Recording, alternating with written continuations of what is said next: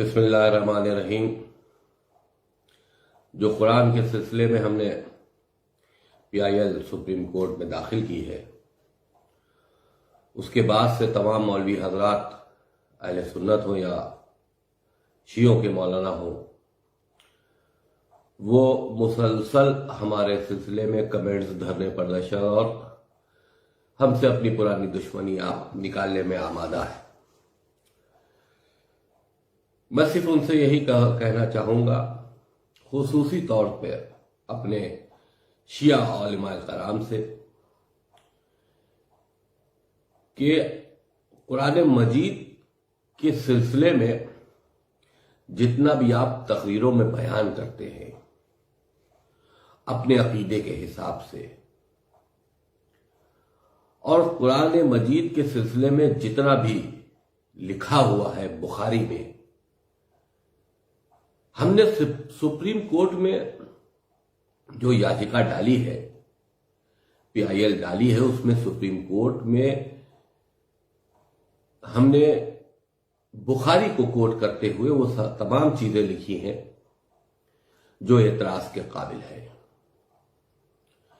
تمام اہل سنت مولوی حضرات کو اور تمام شیعوں کے ملاؤں کو اس میں ہم نے پارٹی بنایا، ان کو چاہیے کہ اب معاملہ قانون کی چوکھٹ پر ہے تو اپنا صحیح جواب وہاں پیش کرے۔ دھرنے، پردرشن، میرے سر کو قلم کرنے کے انعامات یا ظلم و زیادتی کے پیغامات جو دے کر اپنے اسلام کو پہچنوانے کی کوشش کر رہے ہیں، وہی تو میرا سوال ہے، کیا یہی اسلام ہے؟ اگر کہ دیکھیے، قرآن مجید کے سلسلے میں ایک صاف وضاحت ہم کر دیں، جو میں نے بخاری سے اور قرآن مجید کو پڑھ کے حاصل کی ہے، اس میں صاف یہ لکھا ہے کہ جب قرآن مجید رسول اللہ کے اوپر رفتہ رفتہ آتا رہا، میسیجز آتے رہے، وہ قرآن مجید کو پبلک میں دیتے رہے کہ بھئی یہ اللہ کا میسیج ہے، یہ اللہ کا میسیج ہے۔ اس وقت کوئی لکھتا نہیں تھا، لوگ اسے یاد رکھتے تھے، اپنے گھروں کی دیواروں میں لکھ لیتے، یعنی کہ قرآن کی شکل میں کوئی کتاب رسول کے زمانے میں نہیں لکھی جا رہی تھی۔ اور رسول کے انتقال کے بعد جب ابو بکر پہلا خلیفہ بنا تو اس نے ہونے والے دوسرے خلیفہ عمر سے بات چیت کر کے یہ طے کیا کہ ہم ان قرآن کی آیتوں کو اکٹھا کرائیں گے اور اکٹھا کرا کر اس کو ایک کتابی شکل دیں گے۔ اس کام کے لیے انہوں نے، جس کے لیے انہوں نے بخاری میں پہلے ہی کہہ رکھا ہے کہ صرف 4 لوگ جن کے نام دیے گئے ہیں، کہ صرف 4 لوگ قرآن شریف کے بارے میں رسول کے انتقال کے بعد جانتے تھے، مکمل طور پر جانتے تھے۔ اس میں مولا علی کا نام نہیں ہے۔ مولا علی جو ان کے ساتھ بچپنے سے رہتے تھے، معاذ اللہ وہ قرآن مجید جانتے نہیں تھے۔ بخاری میں صرف 4 لوگوں کے نام ہیں۔ ان میں سے ایک آدمی سے ابو بکر اور عثمان نے قرآن کو لکھوایا، یعنی کہ کلیکٹ کروایا، اور کلیکٹ کرا کے پتھر سے لکھ کر ایک کتابی شکل دے کر اس کو بنایا، اور وہ ابو بکر کے زمانے میں چلا اور عمر کے زمانے میں چلا۔ انہی نے اس کو پبلکلی نہیں جاری کر دیا۔ وہ قرآن مجید اس عمر کے مرنے کے بعد حفصہ کے گھر میں رکھ دیا گیا، جو پروفٹ محمد کی چوتھی بیوی تھی۔ اس کے بعد دور عثمان آیا۔ دور عثمان میں قرآن مجید کو لکھنے کی بات ہوئی، اور یہ کہا گیا کہ بہت سے قرآن یہاں چل رہے ہیں، تو عثمان نے حفصہ کیا سے وہی قرآن منگوایا جو ابو بکر اور عثمان نے لکھوایا تھا۔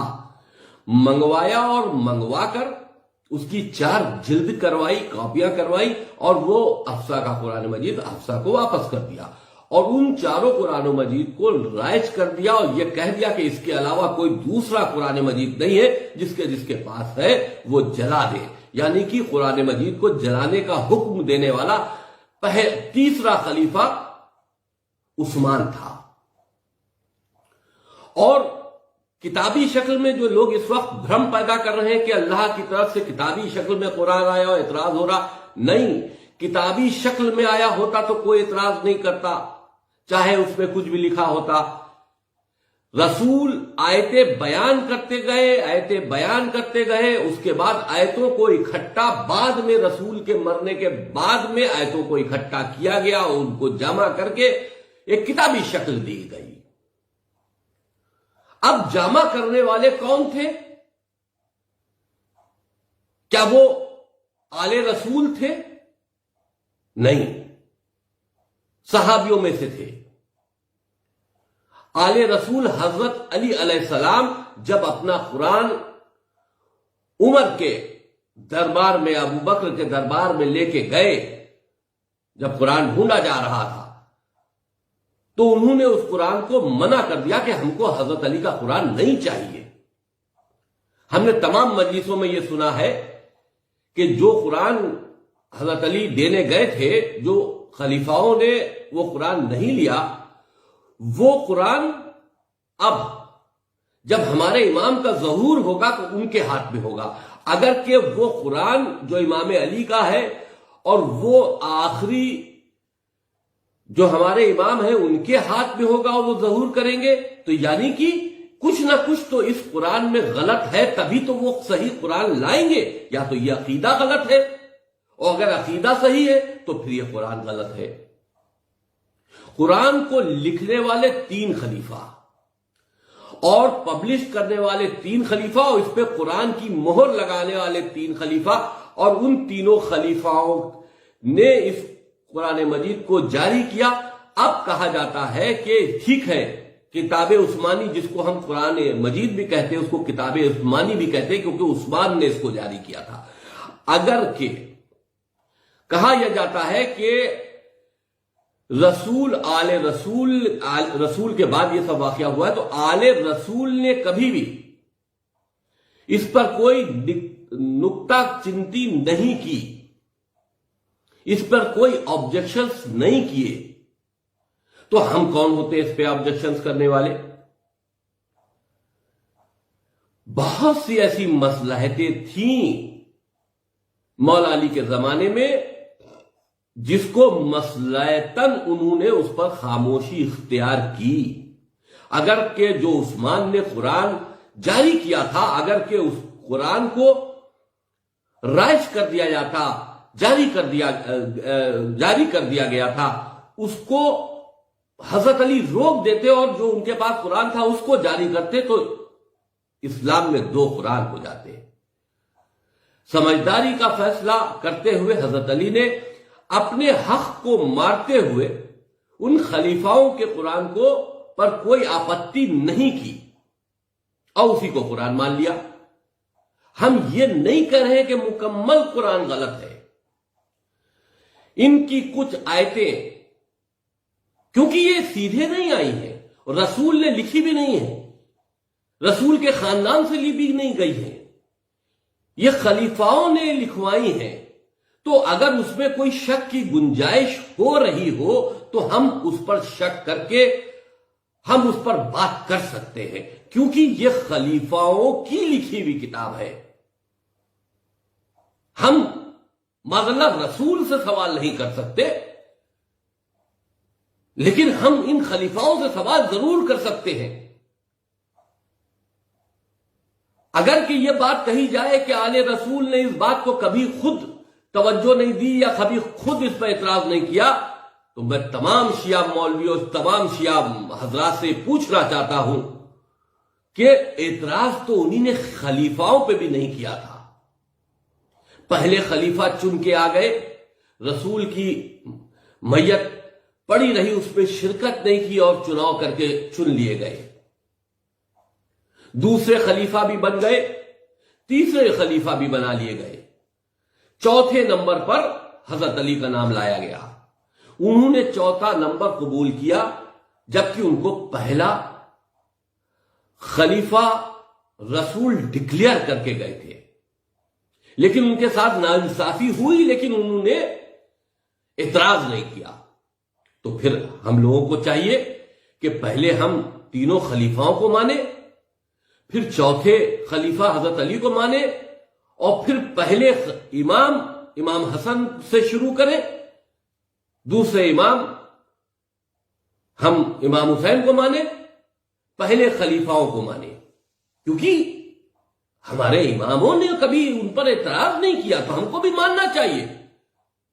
بڑے شرم کی بات ہے شیعہ مولویوں سے ہم توجہ فرما رہے، شیعہ مولویوں کی ہم توجہ چاہتے، بڑے شرم کی بات ہے۔ آج تم ان شہزادی کے قاتلوں کی پیروکاری کر رہے ہو، آج تم ان ظالموں کی پیروکاری کر رہے ہو جنہوں نے شہزادی کے گھر میں آگ بھی لگائی ہے، شہزادی کی ملکیت بھی چھینی ہے، آج ان کی پیروی کر رہے ہو۔ قرآن مجید کے سلسلے میں نے بات کیا کہہ دی؟ آپ نے ہماری زبان کاٹنے کے لیے، ہمارا گردن کاٹنے کے لیے، ہم کو اسلام سے بے دخل کرنے کے لیے تماموں فتوے دے دیے۔ آج ہمارے شیعہ بھائی زیادہ تعداد میں جوشیلے ہو گئے ہیں، اور وہ زیادہ تعداد میں آگے بڑھ رہے ہیں، ان کو کیا نہیں معلوم کہ کس کی پیروکاری میں جا رہے ہو؟ عمر، ابو بکر، عثمان کی پیروکاری میں جا رہے ہو۔ جس پر تمہارا عقیدہ لعنت بھیجنے کا ہے، تم اس کی پیروکاری میں جا رہے ہو۔ قرآن تو ایک آڑ کی بات ہے، اور قرآن کے سلسلے میں جو میں نے باتیں کہی ہیں وہ جائز باتیں اس لیے ہے کہ قرآن میں دو طرح کی آیتیں ملتی ہیں، ایک انسانیت کے لیے اچھے سندیش دیتی ہیں اور ایک انسانیت کے لیے برے سندیش دیتی ہیں۔ ہم نے یہی بات کہی ہے، جو انسانیت کے لیے اچھے سندیش دیتی ہیں وہ تو اللہ کے سندیش ہے، لیکن اللہ انسانیت کے لیے خراب، بے تکے، ظلم زیادتی سے بھرے کوئی بھی کلام نہیں کر سکتا۔ یہ میرا عقیدہ ہے، میرے اللہ کا عقیدہ ہے۔ ہم اپنے اللہ کے اوپر عقیدہ رکھتے ہیں، اپنے رسول پر عقیدہ رکھتے ہیں، اور ان کے ذریعے جو قرآن مجید کی آیتیں اتاری گئی اس پر عقیدہ رکھتے ہیں، لیکن کتاب عثمانی پر چیلنج کرتے ہیں۔ یہ سازشن کتاب عثمانی کو تیار کیا گیا، انہی کتاب عثمانی کی آیتوں سے ہمارے اماموں کے قلم کرنے کے فتوے جاری ہوئے ہیں، ہمارے اماموں کو جیل میں رکھا گیا ہے ان قرآنی آیتوں کا بیس بنا کر۔ ہم کو بھولنا نہیں چاہیے کہ ہم کیا کر رہے ہیں۔ 1400 سال پہلے اگر کسی نے آواز نہیں اٹھائی تو اس کا مطلب ہے اس حق کی بات کی آواز کوئی نہیں اٹھانے والا ہے۔ ہم کب تک ان کے تلوے چاٹتے رہیں گے؟ آج بھی ہم انہی قرآن کی آیتوں کے تحت پوری دنیا میں کاٹے جا رہے ہیں۔ ہم غیر مسلم سب کبھی پاکستان میں، کبھی افغانستان میں بری طرح کاٹے جا رہے ہیں، اسی قرآن کے حوالے سے کاٹے جا رہے ہیں۔ قرآن ایک وہ کتاب ہے جو چھوٹے موٹے انسان کی یا کسی چھوٹے موٹے عالم کی نہیں ہے، یہ اللہ کی کتاب ہے۔ اللہ جب بندوں سے کلام کرتا ہے تو اپنی اس لینگویج میں کلام کرتا ہے، اپنے اس وچاروں کے ساتھ میں کلام کرتا ہے جو پورے انسانوں کے لیے ہو، خاص کر کے کچھ لوگوں کے لیے فیور میں ہو، خاص کر کے کچھ لوگوں کے لیے خلافت میں۔ ہمارا اللہ ایسی دوہری نیتی اپنا نہیں سکتا۔ لاؤ مولا علی کا قرآن، ہم تو کہتے ہیں، چلیے میں رٹ واپس لیتا ہوں، ہم چیلنج کرتے ہیں شیعہ مولوی حضرات سے، عالم دین سے، جو 26 آیتوں کے سلسلے میں ہم نے رٹ داخل کی ہے، اگر ان 26 آیتوں کا عمل آل رسول نے، یعنی کہ پہلے امام سے لے کے آخری امام تک اپنی زندگی میں انہی نے اس کو کر کے دکھایا ہو، اپنی عملیہ زندگی میں اس پر ان لوگوں نے اس پر اپنے سے جوڑتے ہوئے کوئی عمل کیا ہو اور کتاب میں لکھا ہو، ہماری ہم کو لا کے دو، ہم آج اس PIL کو واپس کریں گے۔ قرآن مجید ہم اہل بیت کو کہتے ہیں بولتا قرآن ہے. جو قرآن بول رہا ہے وہ ان آیتوں پر عمل نہیں کر رہا ہے، اور جو قرآن خاموش ہے، کتاب کی شکل میں ہے، اس سے تم یہ امید رکھ رہے ہو کہ جو اس میں لکھا ہوا ہے سب صحیح ہے. اعتراض تب نہیں تھا جب رسول لکھتے تھے، اعتراض تب نہیں تھا جب اللہ کی طرف سے آتی. اعتراض اس لیے ہے پیدا ہوتا ہے کہ اس کو لکھنے والے خلیفہ تھے، ڈھونڈوانے والے خلیفہ تھے. ہم لوگوں کو اس سے دور رکھا گیا تھا. آج ان کے مرچیں اسی لیے لگی ہے کہ ان کی سازش پکڑی جا رہی ہے. انہی نے خاکہ کیچا تھا دنیا میں انسانی آتنکواد کو پیدا کر کے اور پوری دنیا پر چڑھائی کر دینے کا، پوری دنیا میں قتل و عام کر دینے کا. اس کا سہارا انہی نے قرآن شریف میں چھوٹی چھوٹی سورے ڈال کر، چھوٹی چھوٹی آیتیں ڈال کر لیا ہے. ہم ان آیتوں کو چیلنج کر رہے ہیں کہ یہ راشٹر کے ہت میں نہیں ہے. اس سے راشٹر کو نقصان ہے، ہماری دیش کی سرکشا کو نقصان ہے، ہمارے مسلمان نوجوانوں کو نقصان ہے. تو لوگوں کا اعتراض ہو رہا ہے. جس کو اعتراض کرنا ہے سپریم کورٹ میں جا کر داخل یاچکا میں اپنا حلف نامہ لگائے اور اعتراض کرے. ہمارے وکیل بھی رہیں گے، ہم اعتراض کا جواب دیں گے. لیکن دھرنے، پردرشن، لوگوں کو گمراہ کرنا کہ وسیم رضوی نے یہ کر دیا، وہ کر دیا، یہاں سے لے کے پاکستان کر کے کہ وہ چھوٹے چھوٹے ملا جو مجلس رٹ کے آتے ہیں اور ممبروں سے پڑھ کے چلے جاتے ہیں، جن کو علم کے بارے میں ABC نہیں معلوم، یہ زٹو طوطے آج قرآن مجید قوم کو سمجھائیں گے. ان کو چاہیے کہ شیعت جو ایسا ایک فرقہ ہے جو آل رسول پر جان دیتا ہے، اس میں یہ خلافت کا زہر مت گھولے. ہم الگ ہیں، وہ الگ ہیں. خلافت وہ ہے کہ جس کی مجبوری میں ہم نے امامت کو لایا ہے. اگر مولا علی کا حق مولا علی کو دے دیا گیا ہوتا اور پہلا خلیفہ بنا دیا گیا ہوتا تو یہ لڑائی ختم ہو جاتی، وہیں پر ختم ہو جاتی. لیکن ایسا نہیں کیا گیا. یہ سازش تھی ان تینوں خلیفاؤں کی اور رسول صلی اللہ علیہ وسلم کی دو بیویاں عائشہ اور حفصہ، ان سب کی سازش تھی. اور قرآن کے ذریعے انہی نے اپنی سازش کو پورا کیا ہے. اس قرآن کے ذریعے انہی نے ہمارے اماموں کے ساتھ میں سختیاں کی ہے. اس قرآن کے ذریعے انہی نے ہمارے اماموں کو جیلوں میں رکھا ہے، ان کے قتل کیے ہیں. یہ 26 آیتیں ضروری ہے، آتنکواد کو بڑھاوا دیتی ہے. ہم آتنکواد جیسی بیماری سے جو کرونا سے بھی زیادہ خطرناک ہے کئی 100 سالوں سے پریشان ہے. پوری دنیا پریشان ہے اور شیعہ خاص کر کے پریشان ہے کہ شیعہ جہاں بھی ہوتا ہے یہ قرآن کے ماننے والے ان کو مشرک، ان کو کافر کہہ کر ان کی گردنیں اتار لیتے ہیں. یہ اصل وجہ ہے جو اب مرچیں لگنا شروع ہو گئی ہے. یہ خلیفاؤں کی سازش جب کھلنے لگی ہے تو مرچیں لگنا شروع ہو گئی ہے. اور پھٹکار کی بات یہ ہے کہ اس میں چند جاہل قلب جواد جیسے ہمارے مولوی بھی شامل ہو گئے ہیں، اس بات کا بکھیڑا بناتے ہوئے کہ قرآن کے اوپر کہہ دیا، قرآن کے اوپر کہہ دیا.